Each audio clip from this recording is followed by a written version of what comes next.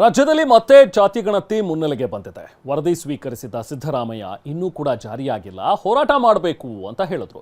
ಈ ಮೂಲಕ ಜಾತಿ ಗಣತಿ ಜಾರಿಗೆ ಪರೋಕ್ಷವಾಗಿ ಒತ್ತಾಯಿಸಿದ್ದಾರೆ. ಆದರೆ ಇಡೀ ದೇಶದಲ್ಲೇ ಜಾತಿ ಸಮೀಕ್ಷೆ ಆಗಬೇಕು ಅಂತ ಡಿಕೆ ಒತ್ತಾಯಿಸಿದ್ದಾರೆ. ಇದೇ ಹೊತ್ತಲ್ಲಿ ದೆಹಲಿಯಲ್ಲಿ ಮಹಿಳಾ ಮೀಸಲಾತಿ ವಿಚಾರವಾಗಿ ರಾಹುಲ್ ಮತ್ತು ಕಿರಣ್ ರಿಜಿಜು ನಡುವೆ ಟ್ವೀಟ್ ವಾರ್ ನಡೆದಿದೆ.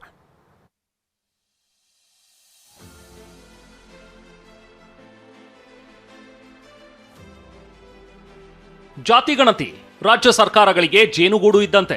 ಕೈ ಹಾಕಿದ್ರೂ ಕಷ್ಟ, ಬಿಟ್ರೂ ಕಷ್ಟ. ಸಿದ್ದರಾಮಯ್ಯ ಆಡಳಿತಾವಧಿಯಲ್ಲಿ ಭಾರೀ ಸದ್ದು ಮಾಡಿದ್ದ ಜಾತಿ ಗಣತಿ ಮತ್ತೆ ಮುನ್ನೆಲೆಗೆ ಬಂದಿದೆ. ಸಿದ್ದರಾಮಯ್ಯ ಸಿಎಂ ಸ್ಥಾನದಿಂದ ಕೆಳಗಿಳಿಯುವ ಮುನ್ನ ಜಾತಿ ಗಣತಿ ವರದಿಯನ್ನು ಸ್ವೀಕರಿಸಿದ್ರು. ಈ ಬಗ್ಗೆ ಮಂಡಲ್ ವರದಿ ಜಾರಿಯ 36ನೇ ವಾರ್ಷಿಕೋತ್ಸವದಲ್ಲಿ ಮಾತನಾಡಿರೋ ಸಿದ್ದರಾಮಯ್ಯ, ನಾನು ವರದಿ ಸ್ವೀಕರಿಸಿದ್ದೆ, ಆದರೆ ಜಾರಿಯಾಗದೆ ಹಾಗೇ ಇದೆ. ಈ ಬಗ್ಗೆ ಹೋರಾಟ ಆಗಬೇಕು ಎಂದಿದ್ದಾರೆ. ನಾನು ಮುಖ್ಯಮಂತ್ರಿಯಾಗಿ ಸ್ವೀಕಾರ ಮಾಡಿದ್ದೀನಿ, ಅದು ಹಂಗೆ ಇದೆ, ಈಗ ಜಾರಿ ಆಗ್ಬೇಕಲ್ಲ ಅದು. ಮತ್ತೆ ನೀವು ಸುಮ್ಮನೆ ಇದ್ರೆ ನೀವೆಲ್ಲಿ ಮಾಡ್ತಾ ಇದ್ದೀರಿ? ನಾನೇ ತರ್ತು ವಹಿಸ್ಕೊಳ್ಳೋದು ಬೇರೆಯಪ್ಪ, ನೀವೆಲ್ಲ ಸುಮ್ಮನೆ ಕೂತಿದ್ರ. ಇನ್ನು ರಾಷ್ಟ್ರೀಯ ಒಬಿಸಿ ಮಹಾಸಂಘದ 11ನೇ ರಾಷ್ಟ್ರೀಯ ಮಹಾಸಮಾವೇಶದಲ್ಲಿ ಮಾತನಾಡಿದ ಡಿಕೆ, ಜಾತಿ ಸಮೀಕ್ಷೆ ಇಡೀ ದೇಶದಲ್ಲಿ ಆಗಬೇಕು ಎಂದಿದ್ದಾರೆ. ನಾವು ಅವರ ಹೋರಾಟ ಏನಿದೆ, ಕ್ಯಾಸ್ಟ್ ಸೆನ್ಸಸ್ ಆಗಬೇಕು ಅಂತೇಳಿ ನಮ್ಮ ರಾಜ್ಯದಲ್ಲಿ ಈಗಾಗಲೇ ನಾವು ಅದ್ರ ಬಗ್ಗೆ ಬಂದಿದ್ದೇವೆ. ಸೊ ಇಡೀ ದೇಶದಲ್ಲಿ ಆಗಬೇಕು, ಅದು ನಮ್ಮ ಒತ್ತಡ ಕೂಡ ಇದೆ. ಖಂಡಿತ ಅವರ ಆಚಾರ ವಿಚಾರಗಳನ್ನ ಚಿಂತೆ ಮಾಡ್ತಾರೆ. ರಾಜ್ಯದಲ್ಲಿ ಜಾತಿ ಗಣತಿ ಚರ್ಚೆ, ದೆಹಲಿಯಲ್ಲಿ ಮೀಸಲಾತಿ.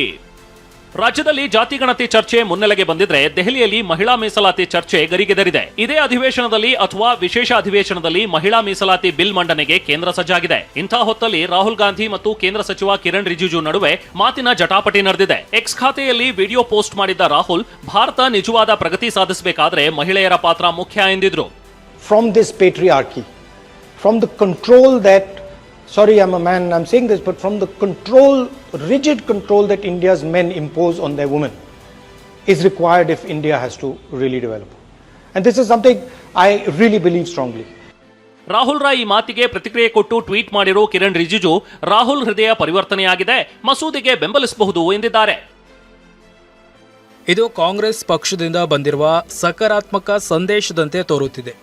ಮಹಿಳೆಯರ ಬಗ್ಗೆ ರಾಹುಲ್ ಗಾಂಧಿ ಅವರ ಮನ ಪರಿವರ್ತನೆ ಸ್ಪಷ್ಟವಾಗಿ ಗೋಚರಿಸುತ್ತಿದೆ. ಈಗ ಕಾಂಗ್ರೆಸ್ ಪಕ್ಷವು ಮಹಿಳಾ ಮೀಸಲಾತಿ ಮಸೂದೆಯನ್ನ ಬೇಷರತ್ತಾಗಿ ಬೆಂಬಲಿಸುತ್ತದೆ ಎಂದು ನಾನು ಭಾವಿಸುತ್ತೇನೆ.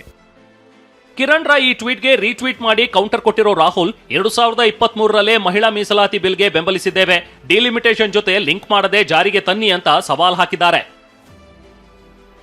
ಮಹಿಳಾ ಮೀಸಲಾತಿ ಮಸೂದೆ 2023 ಕಾಂಗ್ರೆಸ್ನ ಸಂಪೂರ್ಣ ಬೆಂಬಲದೊಂದಿಗೆ ಸರ್ವಾನುಮತದಿಂದ ಅಂಗೀಕರಿಸಲಾಗಿದೆ. ಪ್ರಶ್ನೆ ಎಂದರೆ, 3 ವರ್ಷಗಳ ನಂತರವೂ ಅದನ್ನು ಏಕೆ ಜಾರಿಗೆ ತರಲಾಗಿಲ್ಲ ಮತ್ತು ನೀವು ಈಗ ಅದನ್ನು ಅನಗತ್ಯವಾಗಿ ಡಿಲಿಮಿಟೇಷನ್ಗೆ ಲಿಂಕ್ ಮಾಡಲು ಏಕೆ ಬಯಸುತ್ತೀರಿ? 2023ರ ಕಾನೂನನ್ನು ಯಾವುದೇ ಷರತ್ತುಗಳಿಲ್ಲದೆ ಜಾರಿಗೊಳಿಸಿ.